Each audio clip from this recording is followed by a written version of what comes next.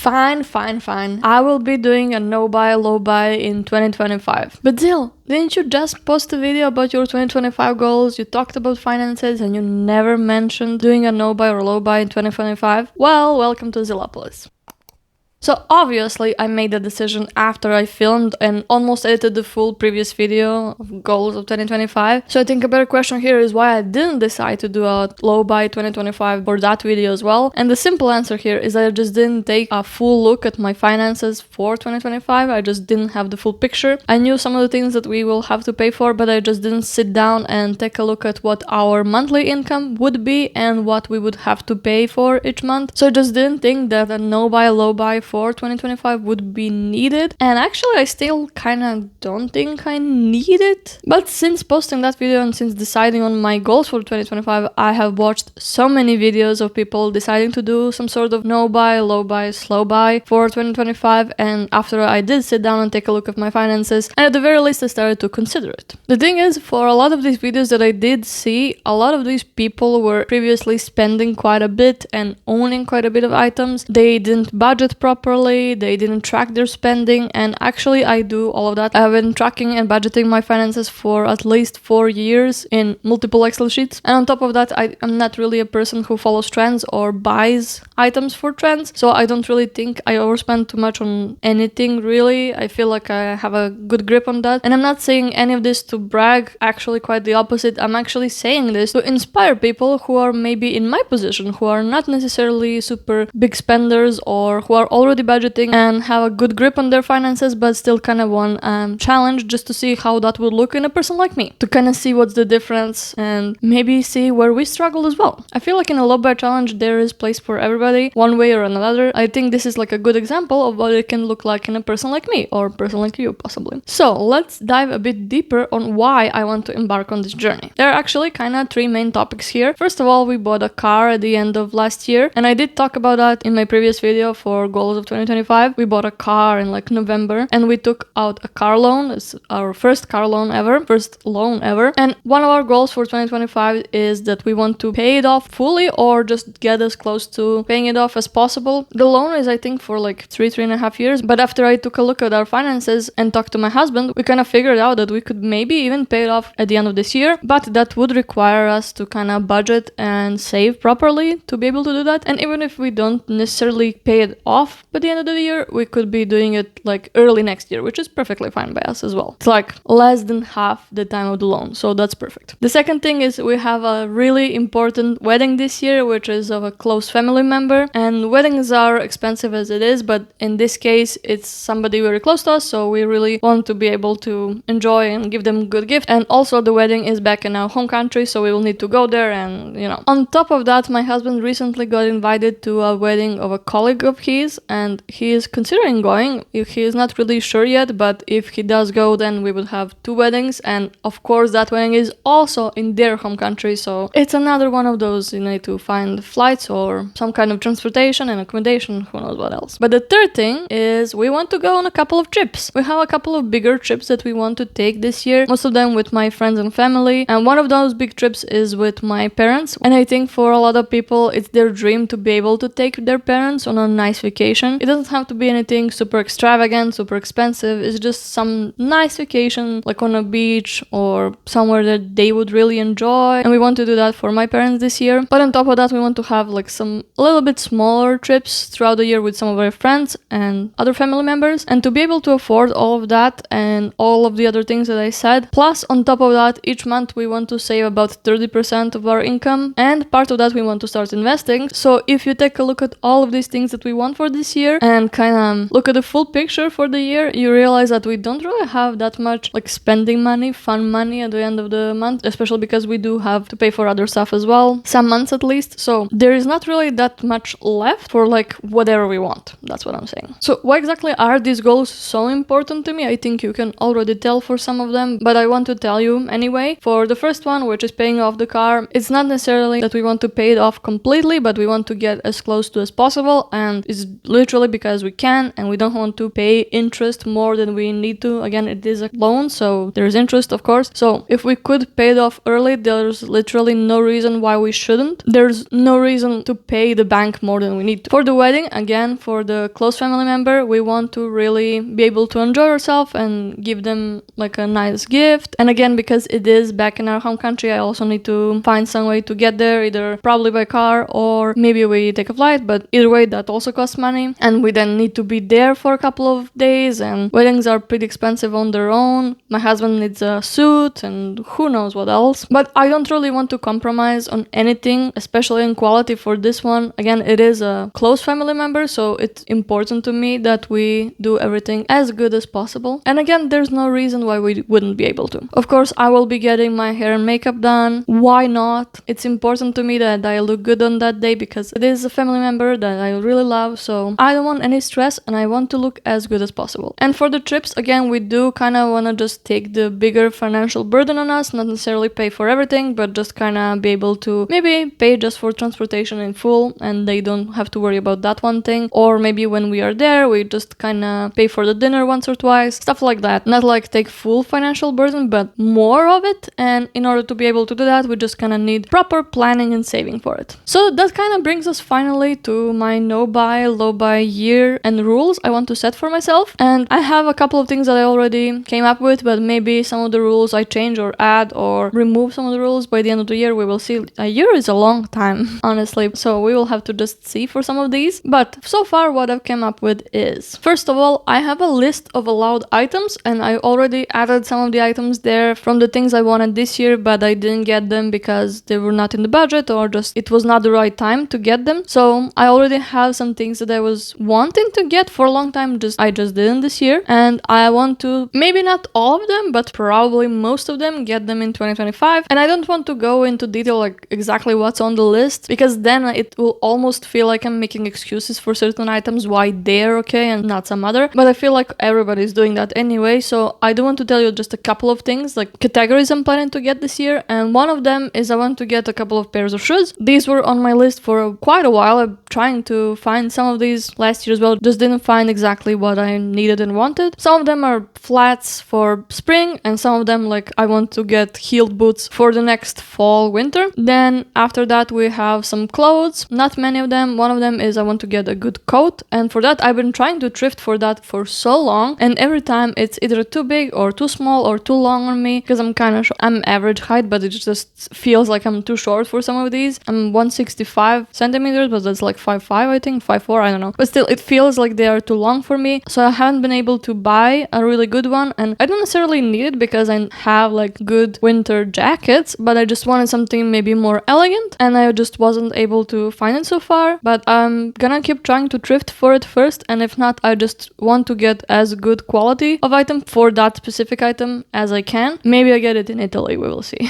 There is one kind of weird category here, which is activewear. Mostly I want to get a couple of items for Poplex, but the problem with them that I have is because I'm in EU, so I have to pay both shipping and customs, but for shipping at least it's, I think, mostly the same. So for me it makes more sense to get as many items at once as I can, but they don't always have all of the items available, so that's kind of a problem. If I want to buy something, I have like selected options what I can get, and if I can get most of the items, that would be great. If not, then we will see. I will get what I can from the wish list that I have from last year. And for the other items, if I don't find it there, maybe I try to find some sort of alternative somewhere else, just because I think I really could use some of these items. I've noticed that living in a livable city, especially during summer, activewear really helps you. If you're sweaty and you're too hot, kind of helps with that a little bit at least. And before that, I didn't really have that many items in that category, so I'm wanting to kind of expand it. So in that sense, it is on the allowed list, but I don't have the exact items because I don't know what will be available. So we will see. I also have a couple of things that are on my like Amazon wish list, but I don't necessarily need to get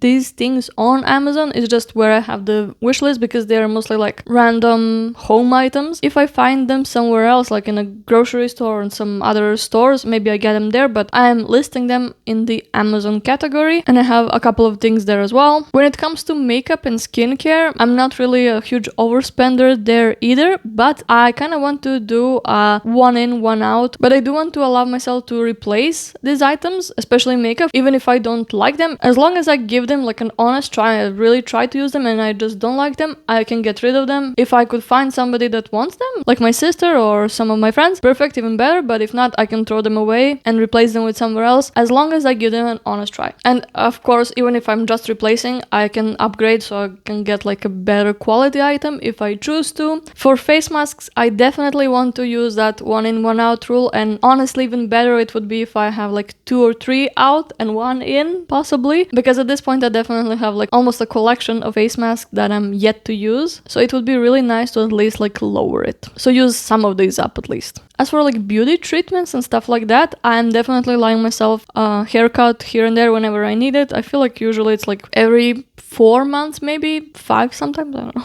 I'm probably gonna get one in February and then we will see how often I get them by the end of the year, but I'm allowing myself that. Obviously, I don't think that's unreasonable at all, especially because I don't really color my hair or do anything else to it. I think a haircut is pretty reasonable. I also go to like a face cleansing treatment, I don't know how to call it, a couple of times a year, maybe. Usually whenever I feel like I need it, it's like something that kind of helps clean my face, let's say. I really see a difference, honestly, so I don't want to give that up, but I do it maybe 4 times a year max. But again, it doesn't really matter for me to set right now how many times I'm allowed to do it, just this thing is allowed. I don't really do like Botox and any fillers and stuff, and I don't even do my nails. I don't go to get them done at least, but I do have like nail polish and do it myself, and for that I think I'm gonna do the same thing I am doing for my makeup and skincare, which is 1 in 1 out. I finish it, or if I really don't like it, I can try to give it to some of my friends or family and replace it with something that I like more, especially because the color is sometimes hard to really predict how much you will like it. So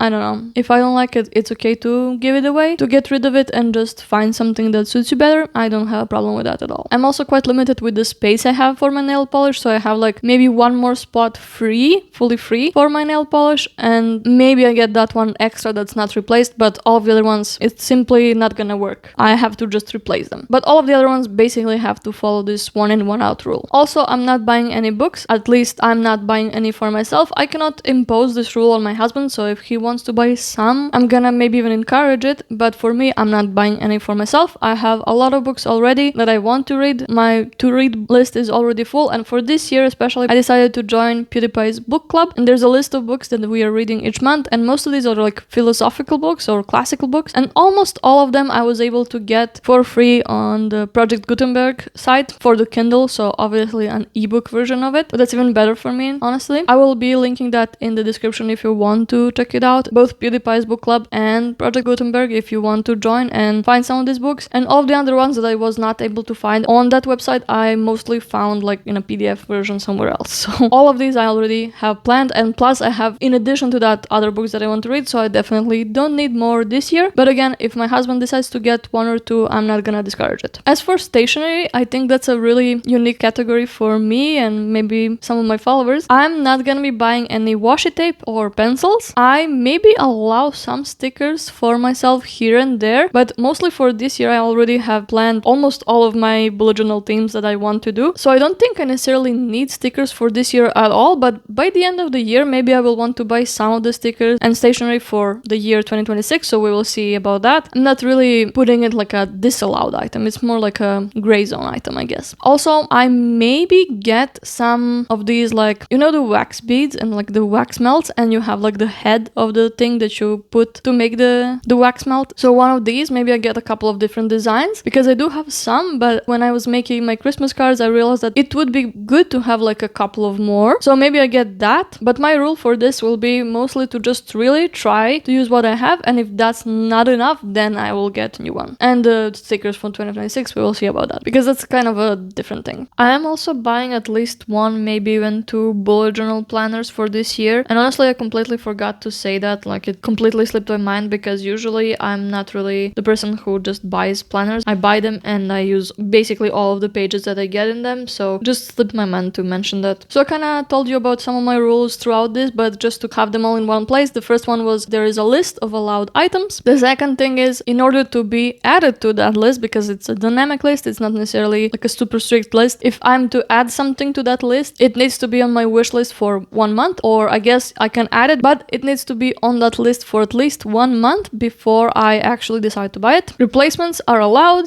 plus I can upgrade certain items, so I don't have to get the exact same item. I can get maybe a better quality or even cheaper quality if I want so, and I can get rid of items. It would be great if I donate them or give them to some of my family friends, but if I really truly don't like it and it's not donatable or it's not really good to give to other person, then I can just throw it away. I don't really want to hold on to things that I'm just not using and I don't like. Again, haircuts and face treatments are allowed. In general, I really want to give current items that I do have a fair chance, which means just try to use it a couple of times before I decide if I need something else to add to it or if I want to get rid of this item. In either way, I just really need to give it like a fair chance to be used before I make a decision. And last but not least is the budgeting aspect of this. For bigger items such as clothes or shoes or anything that's like expensive like that, it has to be budgeted for that month before I decide to buy it. And for all the smaller items, if they are not in fact budgeted, then they will be coming from my household budget, which is like €100, and it's basically a budget that I use for any household items that I need, such as cleaning supplies and stuff like that. Caleb Hammer has something like that called a TP fund, so basically a category for toilet paper and related stuff like that. I have a category like that in my budget for years now, and I just call it like household, and they will be coming for that one. Obviously, if anything else breaks or needs replacement, I'm gonna replace it no matter how expensive or cheap it is. If I truly cannot go without it, I can replace it. There's still emergency fund. If, for example, if my washing machine breaks down, I hope that doesn't happen, but obviously I am allowed to first try to fix it, or if not, then replace it. So as you can see, in order to make all of this happen this year, I will truly need my planning skills really good. I will need to budget really good, and of course track everything. So what is it truly different this time compared to the previous year? So why am I doing the low buy on top of just budgeting and tracking? And like I said, it's mostly for the challenge part of it. I really want to challenge myself to see what I'm lacking, to see possibly what are my weaknesses. It will be also like a challenge for the communication skills with my husband, because we will need to be communicating about everything that we want to spend on. And of course, I cannot enforce any of these rules on him particularly, but I can encourage him to follow some of these rules and encourage him just to kind of stay within our goals for 2025. And in that sense also, because I will be posting here, I think that will add accountability on top of everything. So I think it will be a good challenge for me, especially because we moved here, we moved countries in 2023, like the second half of 2023. So we almost had like a sort of hyper buy last year in 2024 with buying all the things that we needed for the apartment, and then even some of the items that we really wanted for years and years before we moved and couldn't afford them. I think this would be a good contrast to that, to really balance it all out with 1 year of kind of low buy, to kind of contrast the previous year, which was almost like a hyper buy, and to kind of finally have some balance, just to set ourselves up for the 2026 and for the future in general. And again, I'm doing a low buy, so not necessarily not buying anything, but I'm allowing myself some stuff from the list and from the rules that we were talking about, simply because I don't think I necessarily need to go full no buy. There are still items that I want, and I feel like if I just did a full no buy, I would fail for sure. And this way, I think there's still accountability and still a feeling of success while still doing something good for myself and in general. I am also working on a video about tracking wardrobe apps, so tracking what I wear every day, and I've noticed that when I inputted like what I have, I don't really have that many stuff. So far I have 150 like wardrobe items, and that includes almost everything that you can like put on your body. I'm missing some shoes, a couple of pairs of shoes that are for summer, and maybe a couple of other items, but mostly that's it. I'm not including socks and underwear and stuff like that, and also I'm not including some like ski stuff because it just doesn't make sense. It's not like something that would make an outfit out of, and also I'm not including like hair accessories. If I included that, like that would be double the amount, but maybe I include some of them, we will see. But still, 150 items is not nearly that bad, honestly. So I don't really think with that amount of items it's reasonable to just not buy anything and not replace anything and not really want anything. I don't know, maybe it is, I don't know, you tell me, I guess. I also forgot to mention that I'm actually excluding January from this challenge, so this January, because by the time I'm filming this video and editing it, and even by the time I decided to do a low buy this year, I already bought stuff that maybe would possibly break the rules that I set for the rest of the year before I decided to go on a low buy. It's not breaking like too many of my rules, it's just I did not yet decide to do it at the time, so we are not including it. So it's gonna be more like 11 months, I guess, and we will see how we do for 2026, if I'm gonna continue some sort of low buy or not. But to wrap this video up and just to kind of recap what I was saying in the entirety of the video, I'm going on like a low buy for 2025 because I want to challenge myself both in my tracking and budgeting skills and my planning skills in general, and also to kind of have accountability by posting here, because I want my money to go to some other financial goals that are bigger than just buying random stuff throughout the year, mostly to car loan, to the wedding, and to some trips, which is in alignment to what I was saying in my 2025 goals video about saving and spending on like experiences. So this is just like a challenge to help me stay on track and maybe even be more motivated to do even better. And again, to set myself up for the great 2026 and maybe even future years. I'm going to be posting updates throughout the year, probably, maybe, and especially in the end of the year, I'm definitely gonna be posting a video how my no-buy year actually went. So if you want to see that and you don't want to miss it, make sure to subscribe and ring the bell to be notified when I do post. And of course, if you enjoyed this video, please consider leaving a like or a comment to help me grow my channel and to help me stay accountable in the future. If you see that I failed something in my no-buy, then you can tell me in the comments. Either way, I hope you enjoyed this video and maybe I see you in some of my next one. So until then, bye bye!